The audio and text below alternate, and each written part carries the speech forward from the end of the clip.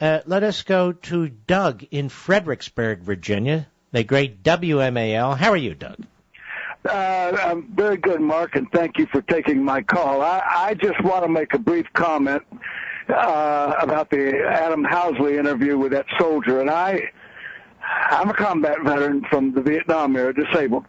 Thank you. And I know what it's like to hope to God that air support's on its way. I know that feeling. And I also know what it's like to run to the sound of the guns when other Americans are in trouble and need help and need it right away. And when I saw that interview, I thought he was interviewing somebody from a drug cartel. I cannot believe that an American soldier would have to have a voiceover and to hide his identity because he's bringing information vital to the security of this nation. We've got criminals running this government, Mark, in my view. Hold on, Doug. I just want to finish the factual scenario here because his lawyer also says that he's being threatened. I can't. I'm 70 years old. I can't. In my wildest dreams, if you had told me this 30, 40 years ago, I would have laughed at you. Couldn't happen in the United States of America. We've got criminals somewhere up up there. I may get a little wild about this, but by God, I'm just sick. I'm sickened. Honest to God, I'm just sick. And what do you think about a president of the United States? Now, this is since September, so October, November, December, January, February, March, April. 7.5 months ago this occurred on 9/11, and Obama still hasn't given an account of his time that night. And I'm telling you why, Doug, because he went to bed. I'm quite certain you're right. In context with everything else that this man has done for 5 or 6 years, I totally that's in line. Of course, he went to bed.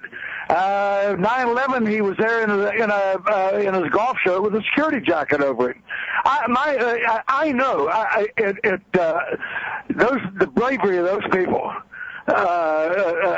Need to be and you've been in combat, and so imagine they're standing there, they're saying, where the hell is our backup? We've called for it. Where the hell are they? And it never came.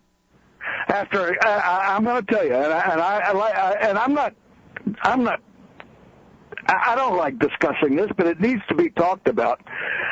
And I can tell you, after 2 or 3 hours, what those guys are starting to run low on ammunition.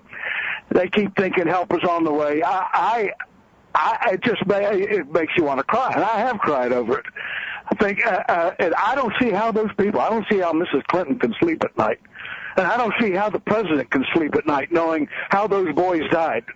Because they're cold. They're very, very, very cold people. They really are. Tell me, how can they sleep at night knowing what went on in Philadelphia in that abortion clinic, and then Obama gives a speech to Planned Parenthood and says, God bless you? How do they sleep at night? How do you sleep at night knowing that these places are not regulated, they're not overseen in any serious way? And, in fact, they talk about back alley abortions. I think back alley abortions, based on what went on in that man's front store abortion clinic, would have been safer.